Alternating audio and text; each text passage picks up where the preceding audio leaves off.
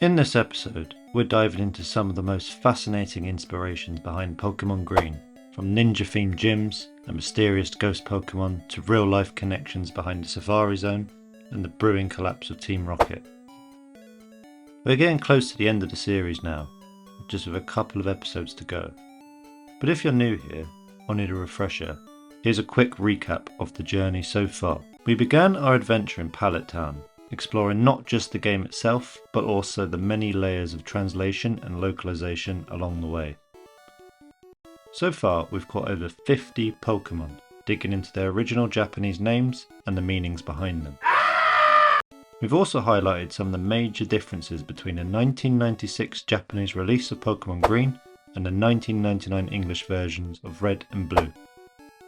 At the end of the last episode, we picked up the Silph Scope and returned to Lavender Town.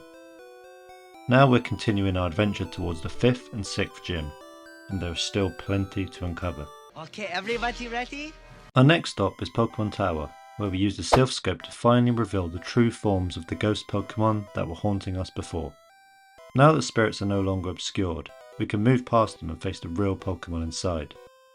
Since we've already explored the deeper themes of the Pokémon Tower in an earlier episode, we'll move through this section fairly quickly, but there are still a few notable Pokémons worth highlighting. First we have Gastly, or Gasu. Gastly's Japanese name is simply Gasu, meaning ghost, and it's written in katakana to emphasize the foreign-sounding nature. Its design draws inspiration from Japanese folk spirits such as Hitodama, which is a floating fire orb. We then have Cubone. In Japanese, Cubone is called Karakara, a name that plays on multiple meanings. Kara for emptiness, Kara for shell, and Karakara for dryness. All of these meanings evoked a strong sense of grief and isolation, a perfect match for the Pokemon that wears its mother's skull and lives in a tower filled with spirits. Next we have Haunter.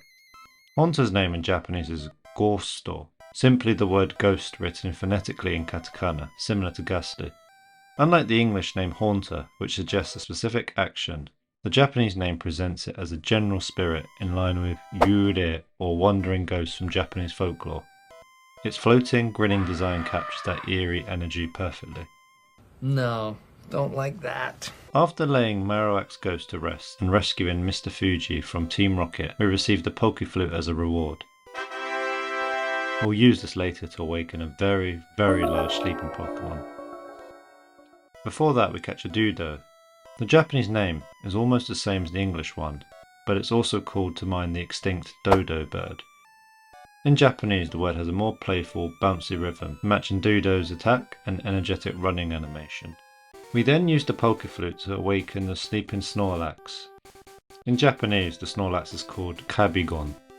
Snorlax's name comes from a real Game Freak staff member who was nicknamed Kabi due to his big appetite and habit of napping at work. The word Kabi also means mould in Japanese, a subtle joke for the Pokemon that sleeps in the same spot until someone wakes it up with a song. We also catch a Fearow, which in Japanese is Oni Duriru.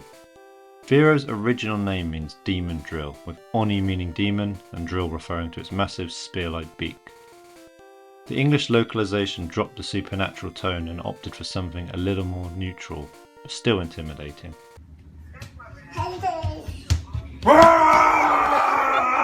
Cycling Road in Pokémon Green is likely inspired by the Tokyo Bay Aqua Line, a bridge tunnel highway that spans Tokyo Bay. The biker trainers you battle along the way resemble Bozoku, rebellious Japanese motorcycle gangs from the 1980s and 90s.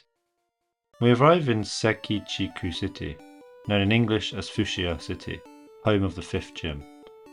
But before we head in, we use the Super Rod to catch a Goldeen, which in Japanese is Gosekido. The name blends elements from goldfish and king, matching Goldeen's elegant design. The Safari Zone is a wildlife preserve where Pokemon roam free. Trainers pay 500 yen to enter, or 500 Pokédollars, receiving 30 Safari Balls and 500 steps to explore and catch Pokemon. Instead of battling, you can use bait and rocks, which add strategic and random element to encounters. Deep within is a secret house containing HM03, which is Surf.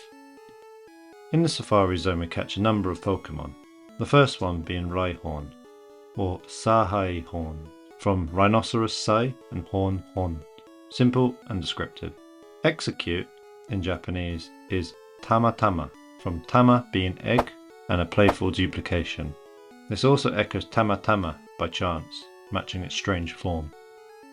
Venonat cornpan, possibly from cornshoe, which is an insect, and pan puffy, reflects its fuzzy bug-like design. Then we have Poliwag, which is Nyoromo. The nyoro means wriggling in Japanese, and has a soft suffix mo, suggesting a small, cute creature. We then have Nidorino and Nidorina, which both have the same name. After the Safari Zone, we get to the next gym. The 5th gym is led by Koga, a poison-type specialist with a ninja theme. His name references the Koga Ryu, one of Japanese most famous historical ninja clans. The gym is a maze of invisible walls, and beating him earns you the Soul Badge. In Japanese, his dialogue is full of ninja bravo and traditional phrasing, such as shinobi. After we beat Koga and get the badge, we head towards Saffron City, which in Japanese is Yamabuki. Yamabuki is named after the Yamabuki flower, a golden bloom that reflects the city's rich and prestigious status. Saffron is based on Tokyo and is the heart of business, tech and culture in the game. It's also the home of Silph Co, a tech giant that's become Team Rocket's latest target. Silph Co is a massive building full of locked doors, warp tiles and rocket grunts. It's one of the most challenging parts of the game. Along the way, we find Red once again. Oh no, not this clown again. And we're gifted with Lapras by an NPC. Lapras in Japanese is Lapurasu, inspired by Laplace, a French mathematician known for his work on waves and celestial mechanics. Once we pass Red, we face off against Giovanni, and his tone in Japanese shifts from a calm tone to a formal and frustrated one when we beat him. He even drops a kuso, which in Japanese is damn it or shit, showing his mask slipping from his previous polite mafia boss-like tone. He warns us not to interfere with the adult world and claims all Pokemon exist for Team Rocket. After we save Saffron City from Team Rocket, we then go towards the gyms. In this city there are 2 types of gyms. But why? Before Sabrina's gym took over, Saffron had a fighting dojo.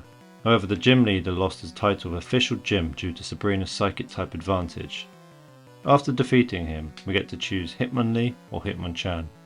In my case, I pick Hitmonchan. In Japanese, Hitmonchan is Ebiwara, a tribute to the boxer Hiroyuki Ebihara. The suffix mimics the way Japanese stylized fighter nicknames. In English, it was localized to Hitmonchan, combining hit, monster and chan, referencing Jackie Chan. We finally get to Sabrina, the psychic gym leader mentioned. In Japanese, Sabrina's name is Natsume. She speaks in a calm, detached tone that matches her psychic abilities. Her gym is a warp-tiled puzzle filled with psychic trainers. In Japanese, her badge was called the Gold Badge, reflecting the Yamabuki flower and light-based symbolism. But the English version, it was changed to Marsh Badge, which may have been a localization mix-up with Koga's badge. Let's go! Stupid game! And that's it for this episode. Next time, we'll wrap up the series with our final adventure. We're almost there. Thank you so much for watching. Please like, subscribe and share if you've enjoyed the journey.